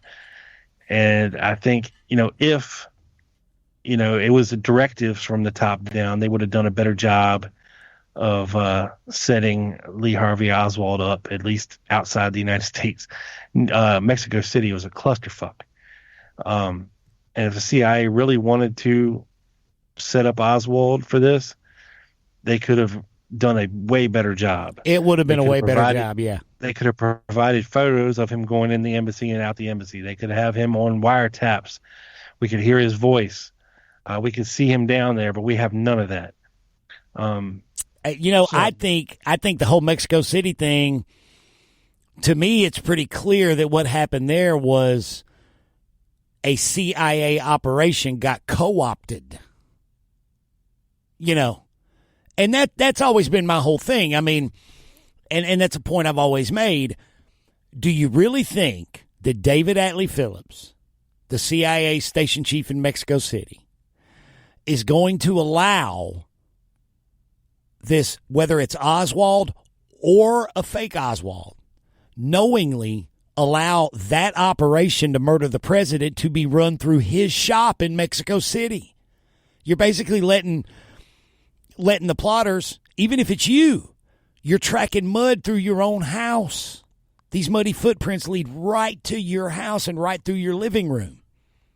Yeah, and these guys want to know that.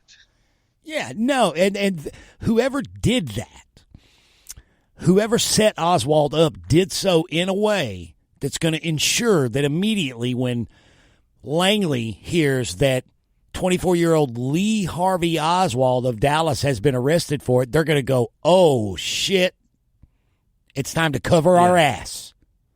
Yep. Because not only did they run him through our shops, but they literally left either our guy or someone we've been using, they left him holding the bag. Yeah, and all this Maurice Bishop nonsense with Oswald meeting him and all, there's absolutely no proof whatsoever of any of that. No proof of that. No, there's no, like I said, so much of this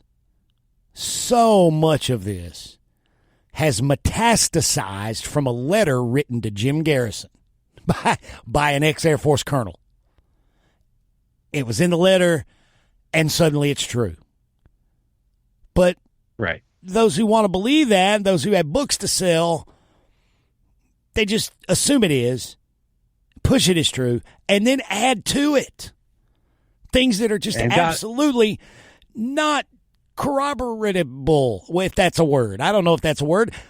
I read in the Education Forum somebody claiming that the proof that Alan Dulles got in Lansdale his promotion was the fact that Curtis LeMay once, he said, well, what about Curtis LeMay? He once showed up for a meeting with Dulles and searched Dulles' office looking for a cigar. Dulles didn't seem to mind at all. See how close they were? Like, what the fuck? What the hell? You know what I mean? It's Evil Knievel. Evil Knievel sees the distances of some of the leaps that theory takes or makes. or tries to make. Evel Knievel saw that distance and said, no damn way in hell I'm trying that. Way too far. Way too far. You know what I'm saying? And a lot of it stems too, Doug, from the Garrison investigation. Garrison believed wholeheartedly the CIA was behind it, and he tried many times to prove this and came up short all the time. And, you want to point to Clay Shaw and, he was a CIA contact for years. Well, a lot of people were that traveled out of the country back then. They would want to talk to you when you came back to see, they would just debrief you basically, to see if you had seen anything or what was going on over there, how things were, because, we had no other way to gather intelligence other than, sending people undercover to these foreign countries or under legitimate cover as businessmen, and that's what Clay Shaw was. He was an international businessman. So of course he's going to be asked to, share what he saw, but he was no CIA agent. He was no operative. He was a contact.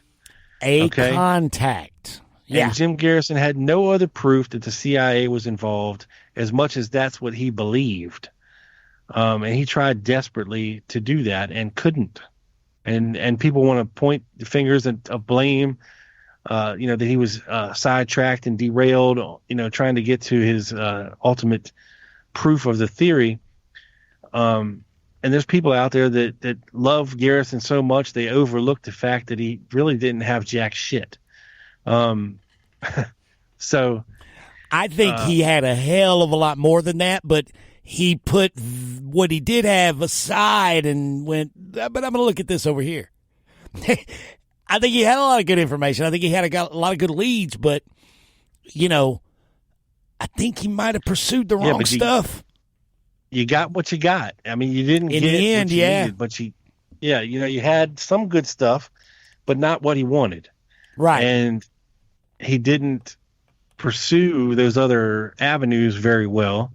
And it happens with all investigations, even the HSC, they had some good paths that they could have went down, and they chose not to go down them and investigate further into what their investigators were telling them to do. And this frustrated a lot of the HSCA investigators. Is basically they handcuffed them and shut them down whenever they were getting too close to something. And as a matter of fact, Doug, I came across an 82 HSCA deposition of Thomas Beckham that I've never seen. And well, please forward that to me for reading. Yeah. Yeah, for real. Maybe we'll talk about it on the next show. Yeah, man. Yeah. Let's do that, dude. We'll both dig into it and pick out different things to bring up and discuss. I think that's a good idea. Oh yeah, I mean it's long and some of it we've heard before, but some of it is very different than things we've heard before. He goes very much into his stories about Oswald and the meetings with G. Ray Gill. And just one little tidbit, I'll give you a nibble on this, Doug. When they asked him who he met in Dallas when he took the package, you know who he said first? Well, at first it was Lawrence Howard. No. That's what he said. Right. Eventually, in the audio transcript of his right. official inquiry, but this time, you know what he said first? What? Lauren Hall. Oh, Jesus Christ! Are you kidding me? I'm not kidding. Okay. Yeah. We need to. You need to send that over here to your boy. I need to be reading on this. Yeah. Yeah. And then he said, "Oh no, I'm getting mixed up with my lawyer's name or something." He said it wasn't Hall. It was Howard. Yeah. Hall and Howard. It was Howard. He said I met both of them. He said I met Hall with my through my churches, in New Orleans, and haven't dealt with him before. And he knew about Howard, but he didn't actually meet Howard until he went to Dallas. So there's some things that are different from what we all have heard before. So maybe for the next show, Doug, I can send you that document and you can peruse it and we can talk about it.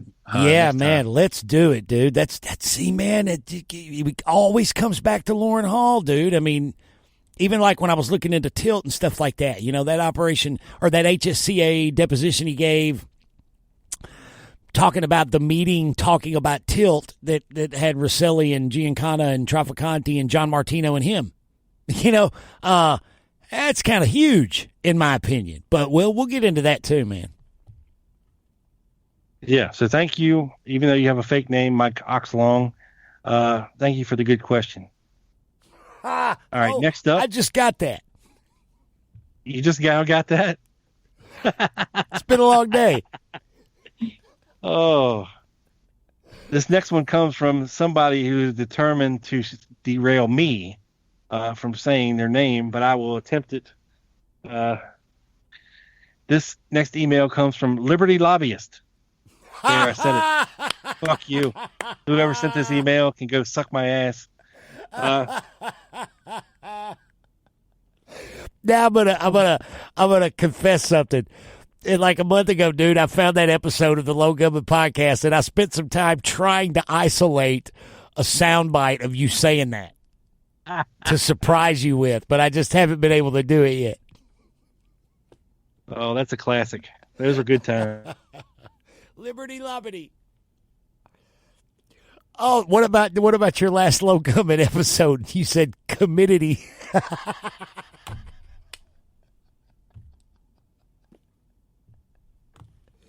You remember that? Hello, Rob. Liberty Lobbyist says. Committee. Yes, committee. Liberty Lobbyist. While I was on mute, so good thing I didn't make it to the air. I said Liberty Lobbyist. Liberty Lobbyist says, I know it was in the days before C-SPAN, but did George Senator and Jack Ruby enjoy Congress when they lived together in Dallas in 1963? Well, Liberty Lobbyist, I'm sure they did. They shared a bed together in Jack Ruby's apartment, so I'm sure they made Congress very often, if you know what I'm saying. And in your head, you're probably thinking, man, this is going to be so badass, when in reality, it was just lame. Okay. Doug, this is funny. Okay.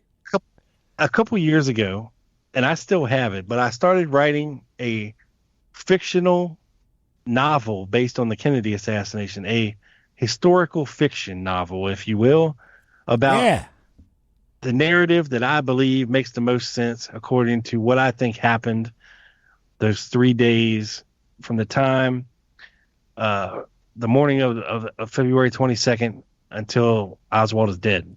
Okay. Right. And I started off the book with a scene from when Ruby comes home from the restaurant,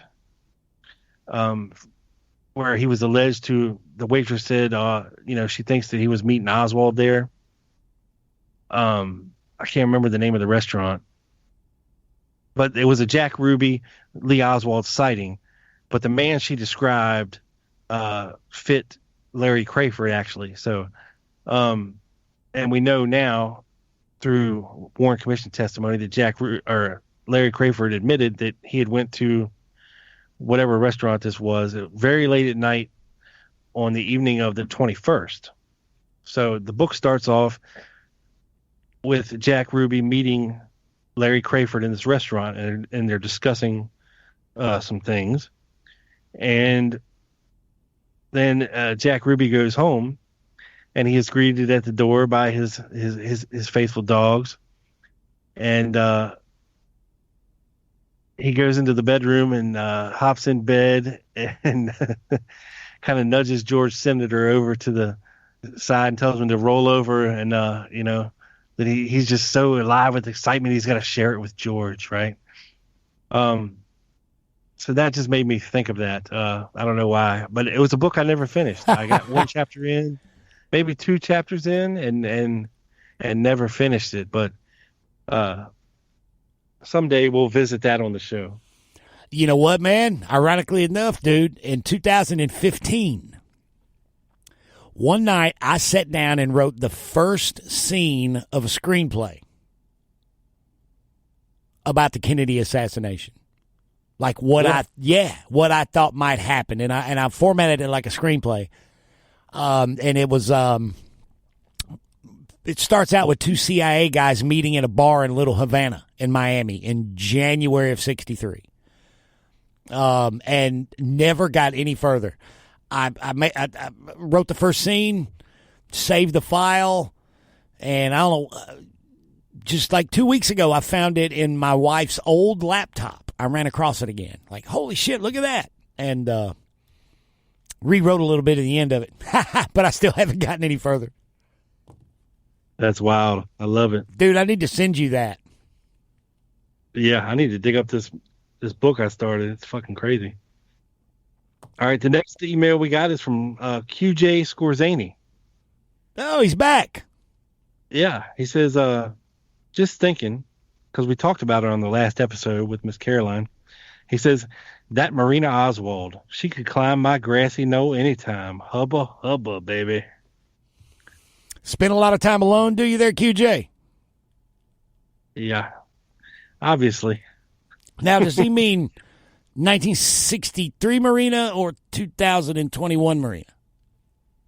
I would have to say 63 Marina. I would certainly hope so. But I would go with 65 Marina over all the other Marinas. Pretty smoking, dude. She's been in America for a while, and she's looking good on that couch. Woo, smoking. Man, that pencil skirt, nice and tight. Yeah, buddy. I'm hip, homie. All right. Next one comes from Matthew Knoll. Matt Knoll here first. Thanks to you and Doug for your efforts. Then, about me, I don't have the detailed mind of a researcher. I do read a lot, and I've been recently working on my way through your older podcasts, and I've learned a lot.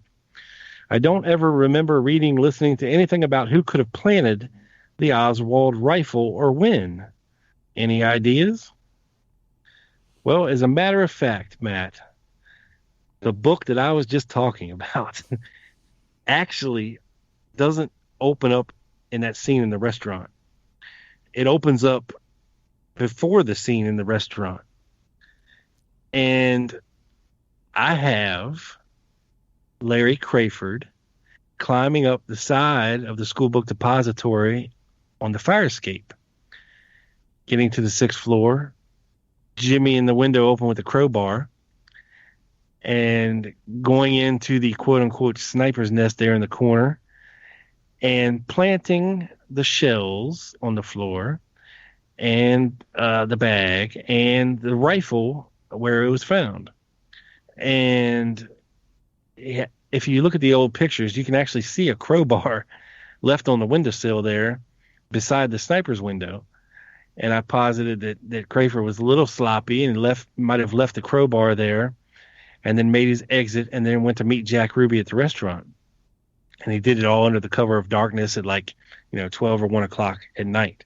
And of course, there would have been no alarm system on the windows back then. But I always thought it, I had him, climbing up that the fire escape there, on the side of the building and planting the rifle.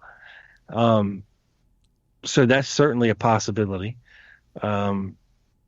which leads to the possibility that anybody could have planted that damn rifle in the building, if that's actually the rifle that was found in the building. It could have been recovered from the Payne's garage and swapped out for the one they supposedly found in the depository. Who knows? But it could have been put there really at any time by anybody. It's lax of security that there would have been in the building back in the early 60s. Yeah, they might have locked the door, but I'm sure people left windows open, after work. I'm sure that, nobody went up and down each 7 floors and made sure all the windows were closed and locked before they left for the day. They might have closed them, but locked is a different story.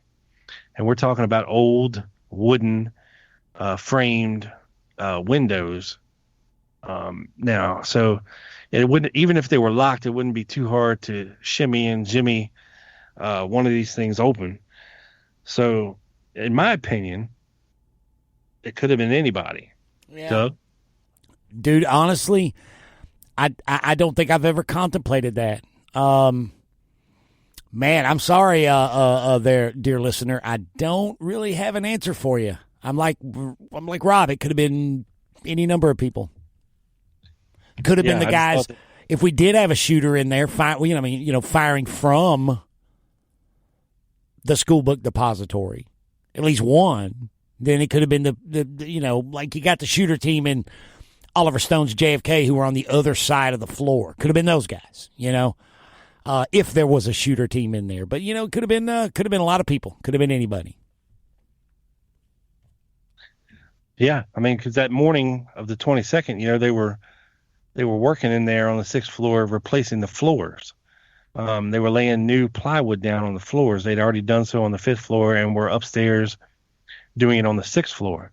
So the idea that somebody could have come up there anytime that morning and planted a rifle and everything is a little far-fetched, because there would have been so many people up there working. They would have been seen for sure.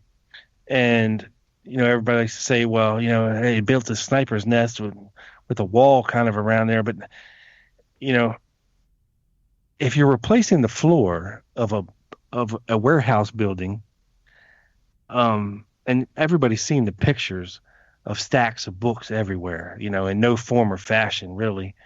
In order to replace floorboards, say sheets of plywood, you're going to need to clear quite a bit of area. So you're going to be stacking books outside around the edges of the area where you're working.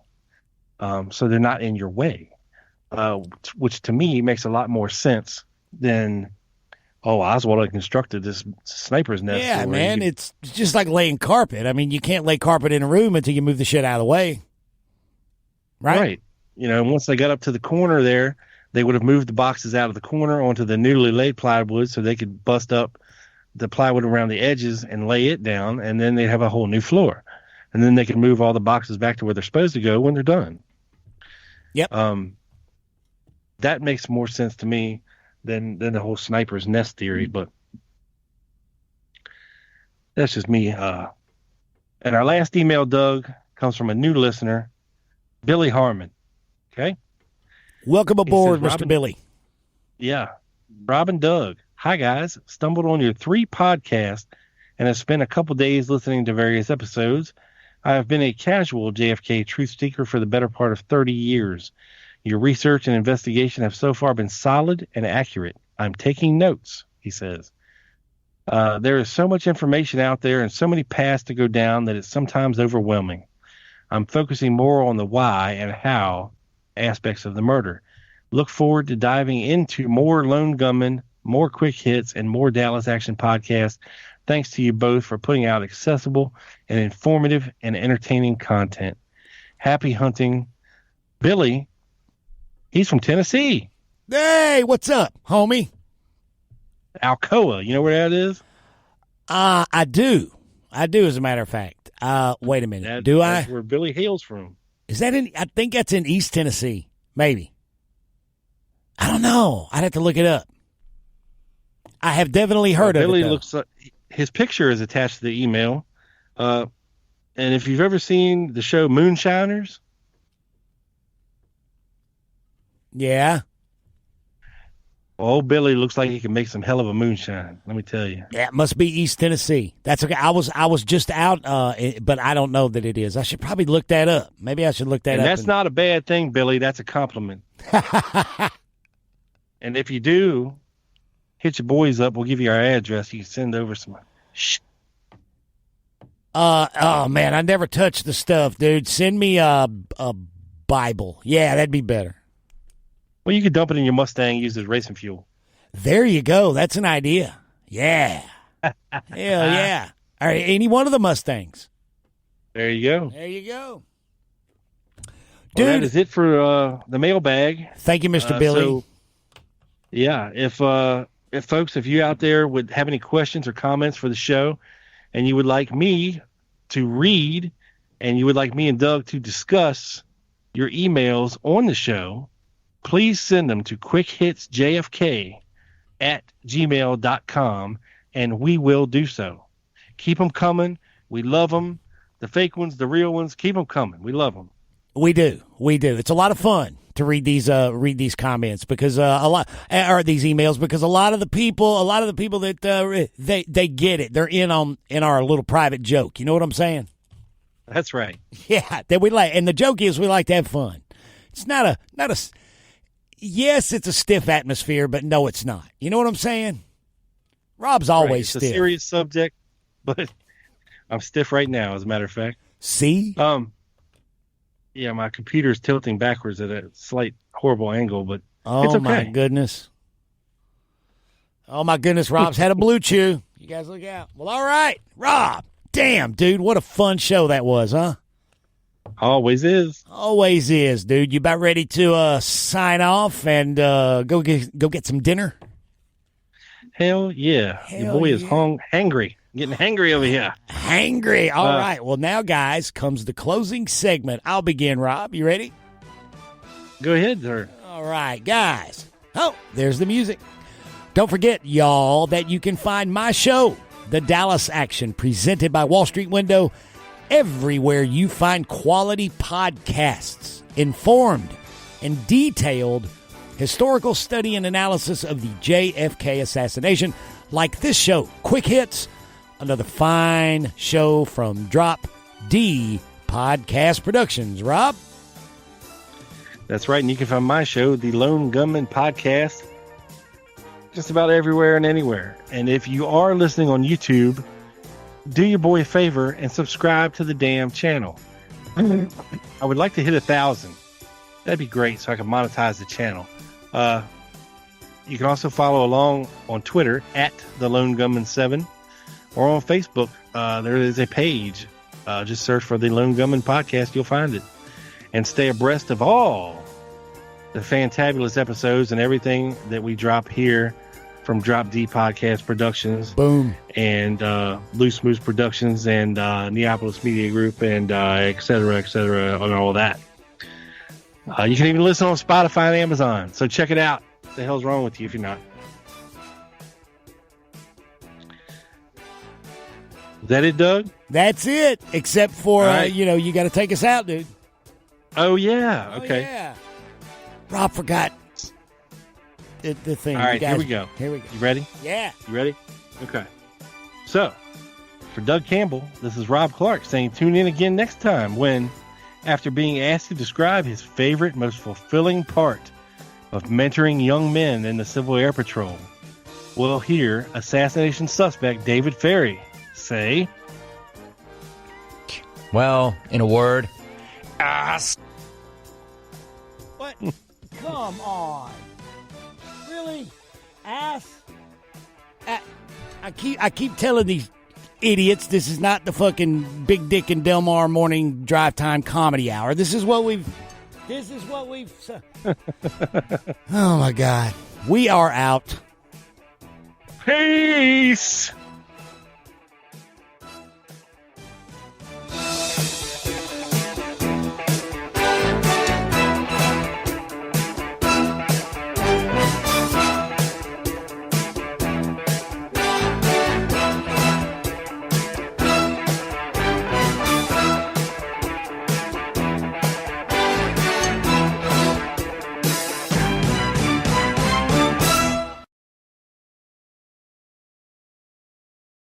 Well, in a word, ass.